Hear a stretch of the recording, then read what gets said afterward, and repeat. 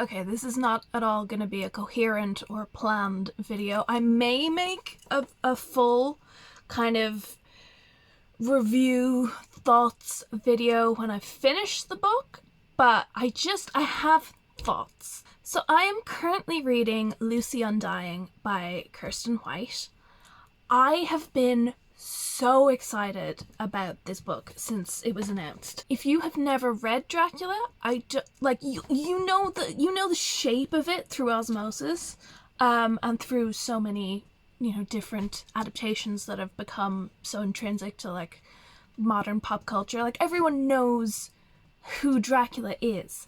But if you haven't read the actual book, you don't really know the characters. I maintain that there is only one accurate Dracula adaptation, and it is Re-Dracula, the podcast, which is incredible. I've made another video about that. And that podcast is the only, the singular adaptation that does justice to the two most important characters in my mind. The two most important characters in Dracula are not fucking Count Dracula. He can fuck off. No, they are Mina Murray and Lucy Westenra. They are the driving force of the plot in that book. Lucy is, the tragic victim who, her death pushes the plot forward, and her being preyed on by Dracula and eventually getting turned and becoming a vampire. Spoilers for Dracula, by the way. But her getting preyed on, getting turned into a vampire, and then the gang figuring out how to kill her in her vampire form are how they learn about vampires and how they eventually have the knowledge to take down Dracula. She's also a contrast to Mina's character, where Mina is this proto-feminist character. She is a modern woman in the Victorian sense. She wears rational dress, which rational dress was a fashion feminist, pre-feminist movement in the Victorian era. Whereas Mina is this very modern character, and she ends up being the one that survives and thrives at the end of the book because she is a modern woman. Lucy dies because she's not. Lucy is the quintessential Victorian lady. She is everything that she's supposed to be. She is beautiful and charming and kind.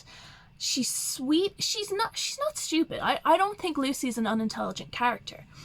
But she very much fits into every role that she is supposed to in her society. She is fulfilling her role, and she is adored by everyone in the book. So those are the roles that those characters serve in the narrative. Those are how they drive the narrative. But outside of those roles, they're both such well-drawn characters. One is this feisty modern woman who is quite poor and has to work hard for everything, and she loves trains, and she loves her pathetic little boyfriend, and she loves her best friend. She's great. And we have this really sweet, just so kind, just such a bubbly, lovely person in Lucy. But when it comes to adaptations of Dracula, I don't know what happens, apart from, I do know what happens. It's sexism. Sexism happens. Hollywood continues 100 years later, still gives us adaptations of Dracula that diminishes both of the female characters. There's only two women in. I mean, there's three, because there's Lucy's mother, but she really doesn't do anything. And there's the brides, but again, they're not really characters. So, for all intents and purposes, there are two women in this, but there's only two. And yet, we can't, no, we still have to, cut down their part in the story. We have to take away their agency. We have to take away their personalities. Sometimes we have to literally switch their names, because apparently Mina is not a sexy enough name for our main female love interest. So you have to call her Lucy and call the one that dies Mina, even though why? Mina gets off a little bit better because she is a modern woman. She's modern for the Victorian era, but I think in terms of like a present day reader, it's easier to connect with Mina because she is this proto-feminist character that is independent and intelligent and educated. Lucy is not that. Not that she's uneducated, but she is educated in the way that a Victorian lady is supposed to be educated. She's educated in languages and the arts and, crafts. She's educated in how to run and manage a household. She is educated to be the perfect wife, because that's what she's been trained for all her life, is to get married and to be a wife and to have children. The fact that that is the societal role that she was trained to take on does not diminish the fact that she is a person, that she has wants and fears and desires, and her wants butt up against the sides of this box that she is in, and she expresses that. Like, the story is told. If you haven't read Dracula, you might not know. It is an epistolatory novel, which means it's written in the form of diary entries, letters, newspaper articles, kind of compiled to form a narrative. So we see Lucy's thoughts and we see things from her point of view through her diary entries and through her letters to primarily Mina. And we see that she questions this role that she has been given. We see her inner strength, we see her struggles, we see that even though, yes, she is marrying a well-born man with lots of money and a title, she's not marrying him for his money. She's marrying him because she loves him.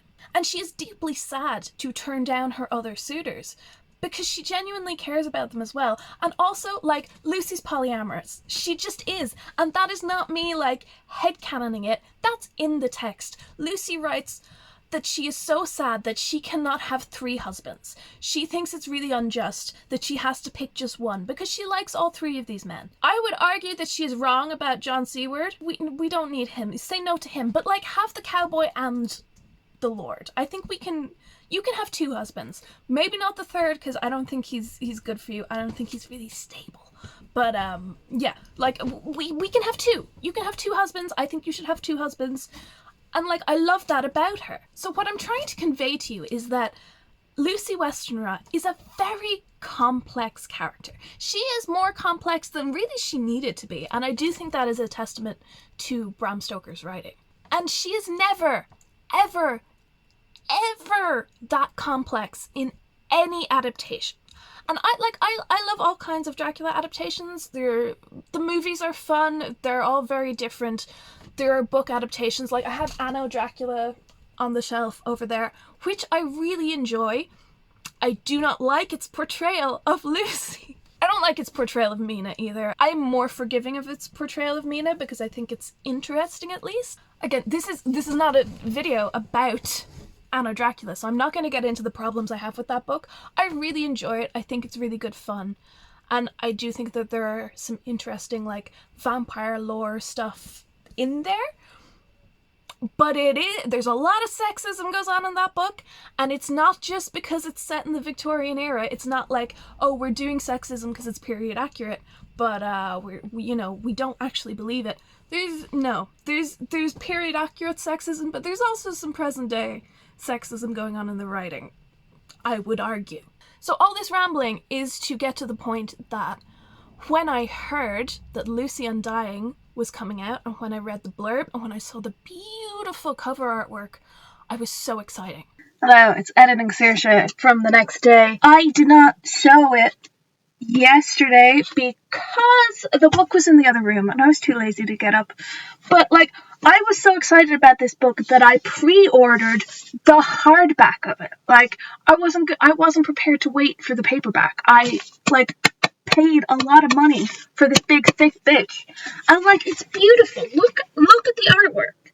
It's beautiful. The premise of the book essentially is, what if Lucy survived? So the book is set in 2024, and it is split POV with Lucy, who is a vampire who has lived all these years, and another character called Iris, who is a present day character. And there's flirty vibes between them. Like it's not only is it a Lucy novel, it's a gay Lucy novel. Like I was so excited. You cannot understand how excited I was for this book. And honestly, I wish I had been less excited. I wish I had not found out about this before it came out, so I had time to kind of speculate and get excited and wonder, oh my god, what's this book gonna be? I'm so excited, because I'm disappointed. I'm deeply, bitterly disappointed. So as I said, Lucy Undying is a novel by Kiersten White, who, when I looked into it, has primarily written sort of YA and younger novels. And that's fine. The problem is that I thought, and the marketing of this book implied, that it was like an adult horror novel, like a queer adult horror retelling / reimagining Dracula AU. And it is not an adult horror novel. It is a YA novel. And again, fine, but I think misleading. Certainly misleading. If you just even glance at the cover, the book inside is not what the cover implies, I don't think. Listen, I respect anyone who looks at the novel Dracula and goes, this is so cool, but I wish we had more of this thing, or I wish it did this thing. Because I feel like that is what happens to everyone that reads Dracula. It's like, it's so good, and it's got so much in it, but also it's kind of, in its own way, it's kind of disappointing. When you read it, you get that urge to go, wait, hang on, what was that over there? I want to look at that. Bram, can we go back over there? Because you put something cool over there, and I want to look at it, and I want to explore it further, but you're making me go over here. Like, I kind of love books like that. I love, like, movies like that. I love any kind of story where it's like, yeah, you're enjoying the actual product, but also there's something in it.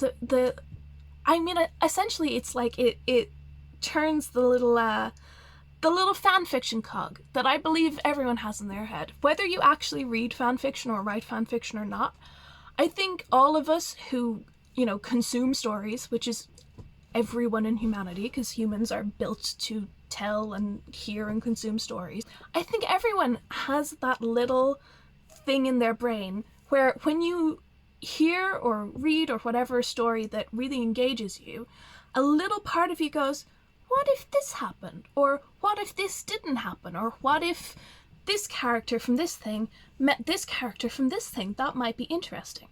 And whether or not you ever follow through on that thought and, like, write a fanfiction or a full-on novel, if it's, like, something that's in the public domain, or whether you make fan art, or whether you just talk about it to your friends, whether or not you do that, I feel like that thought is universal. Like, that desire to explore the unexplored possibilities in a story that you enjoy. I think we all do that. And so I really respect Kiersten White for, like, looking at Dracula and looking at Lucy Westenra and going, oh, I love this character. This character is so interesting. I want more of her. I wish she didn't die. I want to write a thing where she doesn't die and we get more of her life. I love that desire. I love that impulse. But girl, I don't know where you're coming from. I don't understand how you can look at Lucy Westenra and interpret her the way that Kiersten White has. And, like, Lucy Westenra, don't get me wrong, Lucy Westenra is a queer-coded character, whether Bram Stoker meant to do it or not. And again, we're not going to get into Bram Stoker and what he intended and what he didn't. What I want to understand is why Kiersten White, why did she look at Lucy and look at the Lucy of the book and interpret her in the way that she has? I don't understand it. Listen, all interpretations are valid. I don't think she's wrong, but I just don't understand how she got to where she has. So I am about a quarter of the way into this book, and I don't want to give spoilers because the book has just come out, but also it is genuinely a good book. Like, I'm enjoying it, but she's not my Lucy. The Lucy of Kiersten White's Lucy Undying is, well, she's a lesbian, for one, which, totally valid interpretation. However, I do think it is an odd choice to make her so like, she despises her suitors. In Lucy Undying, Lucy's mother is very abusive, and so she has to hide her diary, and she has to hide a lot of things from her mother. I don't really understand why that was a choice that was made narratively. I don't believe that it's really based in anything from the original text.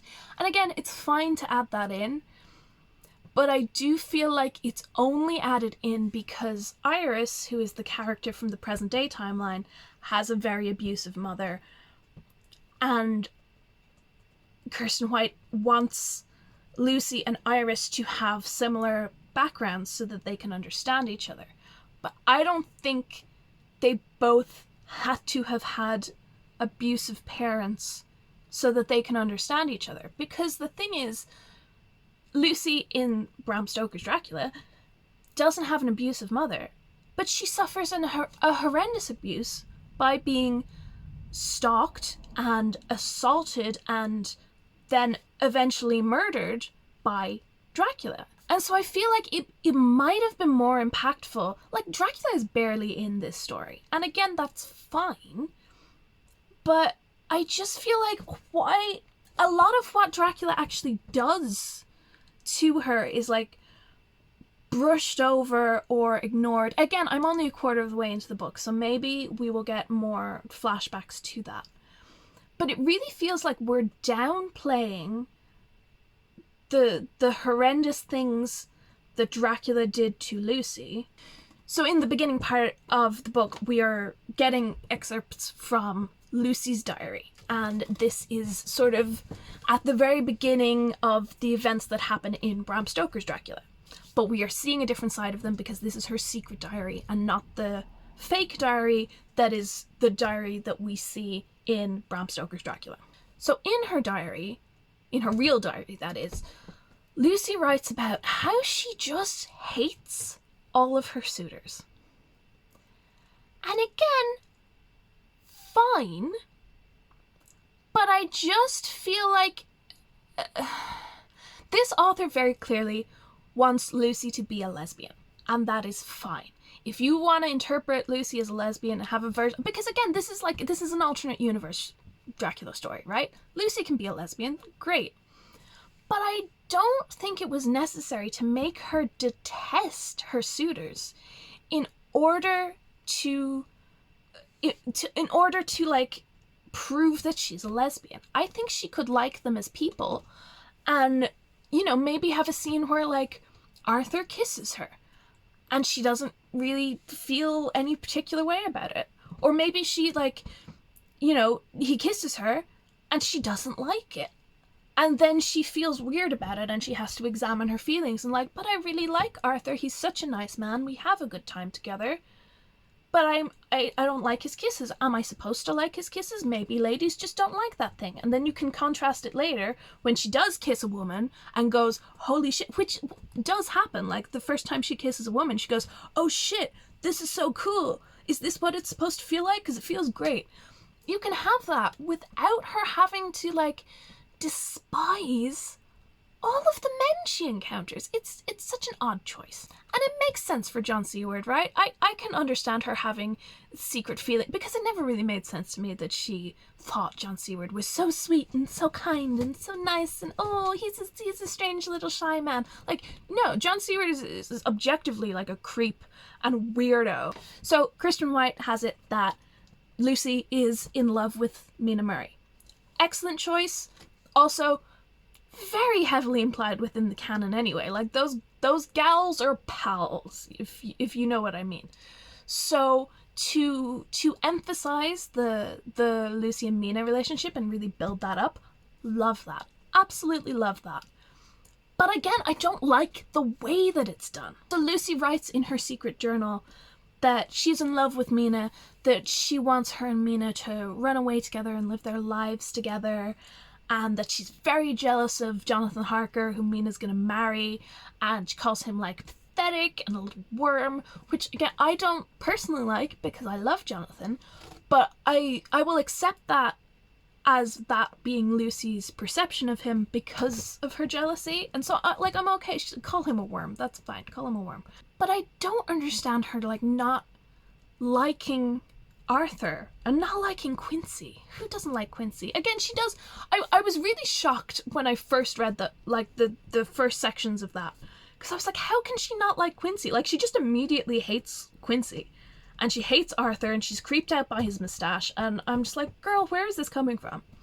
Now, the more time she spends with Quincy, she does grow to like him more as a friend, and she contemplates what it would be like to be married to him and like going away to America and having that kind of freedom, which, yeah, I do like that, and I think that that's interesting. And I get what the author is trying to do, because it's like, oh, Lucy on the surface was sweet and bubbly and naive, but actually underneath she was smart and cynical and mean and bitchy, and she had to put on this mask of like sweet, perfect, innocent woman. I see what you're doing. I see where you're coming from. I kind of like it in theory. I like the idea of like seeing the Lucy that's underneath the facade of perfect Lucy. But the thing is, we already see that in Bram Stoker's Dracula. We see that. We see that in her letters to Mina. They are having these discussions. They're not these prim and proper Victorian ladies. Like, underneath, they're real people with thoughts and desires and feelings that they share with each other. We see this in the novel. And so I think it would have been great if Lucy Undying had done that, but more. Like, more explicit. You know, this is a modern novel. It's being written in 2024. You can be more explicit about what it is Lucy actually desires, both for her suitors and for Mina. Anyway, Lucy gets turned into a vampire. Fine. I will spoil one thing. It's early in the book. And so, like, I don't know, if you really don't want to be spoiled for this book, click away. But I will spoil this one thing because it infuriated me. In Bram Stoker's novel, when Lucy is turned, essentially, Bram Stoker's interpretation of vampirism is that when you get turned into a vampire, essentially your personality kind of gets inverted. So Lucy was the kindest, sweetest, just loveliest human being. And when she is a vampire, she is so very evil. She's sinister, she's like sumptuous, and what's the word he uses? Voluptuous. It's the word he uses to describe vampires, is they're voluptuous. And everything that implies, right? So Lucy gets sexy, essentially, but she also gets super evil. And she starts stalking the streets of London and luring children out of their homes and eating them. She's eating children, she's eating babies, toddlers, children of all ages. She's eating them. She is that extremely evil and that extreme in her behavior because of how extremely good and kind she was in life. Kirsten White does not want Lucy to be a villain. And it's very, very evident in the book. Any time that Lucy's doing something even a little bit morally dubious, it's like, oh my god, so shocking, I murdered a person. Oh no, she's a vampire. Of course she's murdering people. Like, let her eat babies. It's, okay, I know out of context that sounds bad, but in context, I feel like it would make sense for even this version, even Kirsten White's version of Lucy. We see, from Lucy's point of view, we see her after she's turned. We see her wake up with no memories, really, just this insatiable thirst, this hunger, and she's cold and she's frightened and she is alone and she is hungry. And she just immediately, she has to eat people. She's so hungry. She can't control herself. She's not really even cognitively able to acknowledge that it's something that's wrong or that she's even hurting people. She's not thinking about that. She is just hungry, and so she has to eat. So why not, when she is in that state, let her eat let her eat babies. Let her eat babies. Because it happens anyway in the book that, like, she's killing people indiscriminately. She's hanging out with the brides, which again is something that's been added in for this book. The brides stay in Transylvania in the book, but in this version they have been brought to London so that Lucy has someone... So essentially, so Lucy has ladies to fuck. Which, again, fine. I'm all for her fucking the brides. I think that that's great. Excellent. But I think Kirsten White is just like is worried about making Lucy too unlikable, which I think is a stupid thing to be afraid of, because again, she's a vampire, and like it would give her more of an arc. Like Lucy in this never does anything all that wrong, and I think that is a bad writing decision because it gives you nowhere to go with the character. So Lucy is hanging out in the graveyard with the brides. She's eating people, but she's only eating bad people because she's a good girl vampire. But oh my god, twist, one of the other brides, who is also blonde, so she's easily mistaken for Lucy, she's crazy and she's evil and she's the one that's been eating babies, and it turns out she's the one that Arthur and the gang kill. And so she's the vampire that gets slain, and that's how Lucy survives and gets away. And it's kind of around this point and a little bit after that Lucy starts to get some of her memories back. I think it's actually seeing the gang. She sees them and they call her by her name, because she's forgotten even her name after she's turned. But the guys see her, they call her Lucy, they have this little interaction, and then they go away and they come back and they kill her. Well, they think they kill her, they actually kill one of the other brides, the blonde one. But I just think it would have made so much more sense for like Lucy to be out slaughtering indiscriminately, eating babies, and then once she sees the guys and she hears her name, she starts to like this happens in the book. When she hears her name, she starts to remember who she is.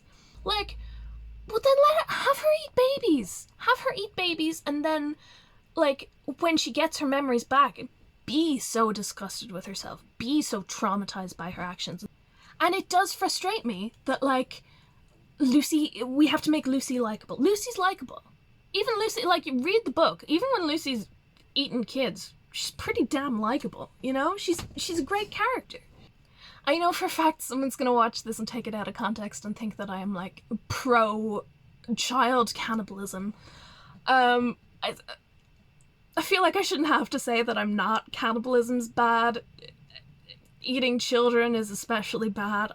I don't know. Like, it's a novel. It's fiction. They're vampires. And I like fictional cannibals, okay? I like Hannibal Lecter. I like all versions of vampires. I think they're neat. I wouldn't like them in real life. In real life, I would very much be against them morally. But in fiction, I think they're great. So yeah, anyway, that's the baby-eating rant over. But I do also need to talk about Mina. So Lucy's in love with Mina, right? And Mina does not return her affections. It's said that they shared some kisses and stuff in the past, but that now that's not happening anymore, and Mina is getting married to Jonathan. But there's a real... The more the narrative progresses, the more we see flashbacks where, like, Mina's kind of just a bitch. And I don't understand why we're characterizing Mina in this way. And then, like, Iris because Iris finds Lucy's journal and is reading all this, and she's like, that Mina was a real bitch, and she was using Lucy. I'm like, I don't think so. I don't think so. Even based on, like, Lucy Undying as a book, it does not read that way to me in this actual book. And it certainly isn't based in anything that's from actual Bram Stoker's Dracula. And there's also all these implications that, like, Mina doesn't actually love Jonathan. Like, she's marrying him because... I mean, she almost outright says it, that, like, she's marrying Jonathan because he's her best option. He's the best that she can do, and so she's settling for Jonathan. And I'm not going to argue that Mina marrying Jonathan is a logical choice for her to make to secure her future. But she also loves him. She adores him. You can... It's so blatant in the text of Bram Stoker's novel that these two people just utterly adore each other. And not just in a romantic sense, like in a friendship sense as well. These two truly see each other as equals. That's what makes Jonathan quite a subversive character in a way. Like, Jonathan is a very subversive character. He's heavily feminine coded in a lot of ways, and not just in like a Victorian etiquette way. I think it reads more if you know something about Victorian etiquette. Like, things that he does are so feminine. But even without that context, like, you look at the way their relationship works, it is one of equals. These people, I think that's ultimately what makes both of them such interesting characters to me, is that they are both, I wouldn't go so far as to say that they're like non-binary coded or anything like that, but they both have masculine and feminine traits, and they appreciate those traits within each other.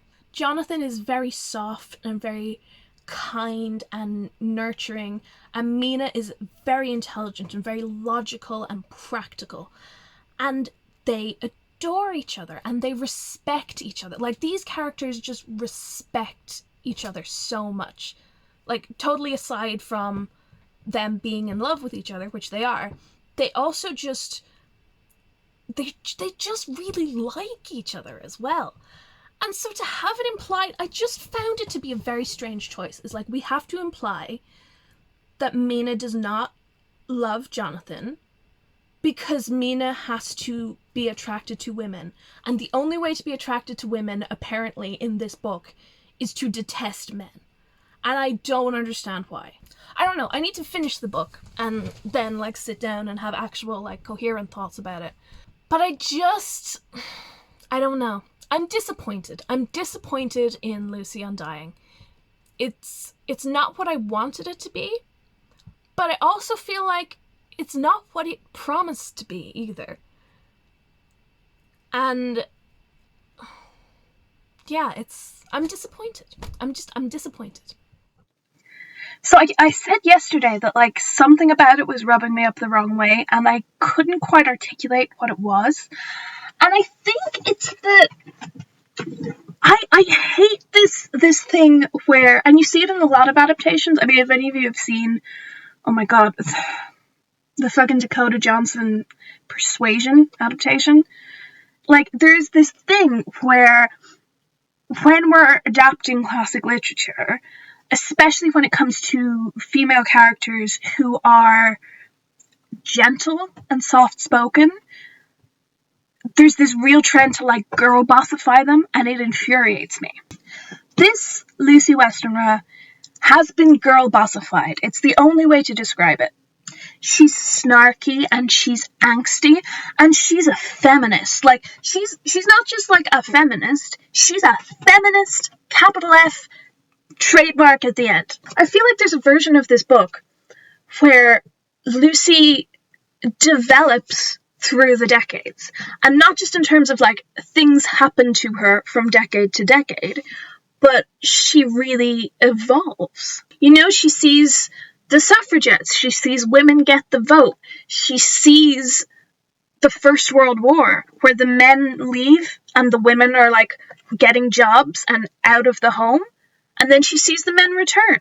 And she sees the women being forced back into their places, and she has thoughts about that and feelings. It makes her reflect on how her life was when she was alive, and the roles that she was expected to play, the roles that she was forced into.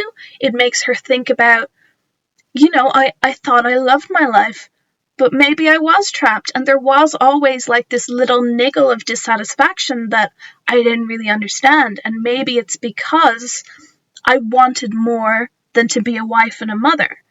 But I didn't know that there was another option, and now I look around the world and I see other options. I want that. I want, like, Lucy is just immediately like, we shouldn't have to get married at all, and me and Mina should be able to run away together and live together. And I'm not denying that people in that era thought that way or felt that way. But I just don't think they used 20th century language to describe it. And again, like, the character assassination of Mina Murray just goes on, and I don't understand why. Because, actually, I have a theory as to why. The author wants Lucy to be a girl boss. She wants her to be unproblematic. She wants her, or at least not unproblematic, but like problematic in an acceptable way.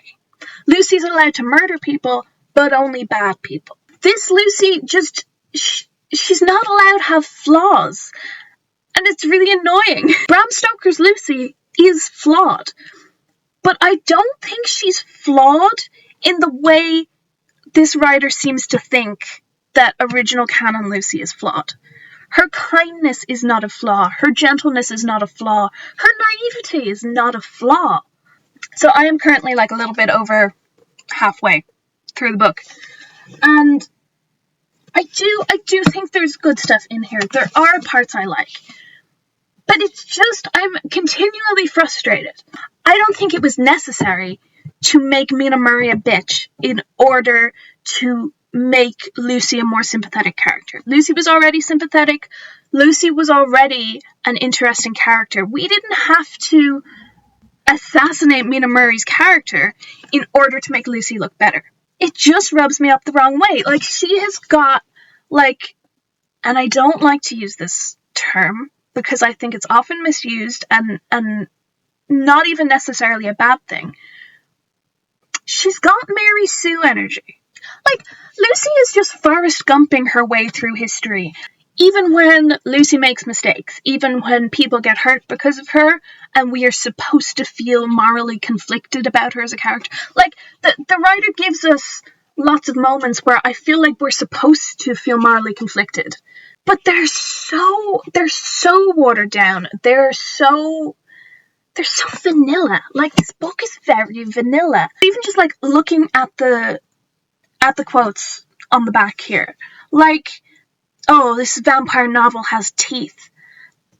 I fundamentally disagree. I think this is toothless, honestly. And it's weird because there is such heavy subject matter going on in here. Our two main characters are dealing with the aftermath of, like, intense abuse and neglect at the hands of their parents, and, you know, being terrorized by Dracula, and, you know, there's all this heavy stuff in here, and yet it feels toothless. It feels sanitized and vanilla. If your whole thing is that you want to give Lucy a voice, you feel like, you know, Lucy is just a victim in the original novel, and you want to give her her power back. I love that. But why do we need to rewrite her character in order to do that? I love an AU. I love a retelling. I love taking a story that's well known and looking at it through a different lens, or exploring an unexplored part of that world.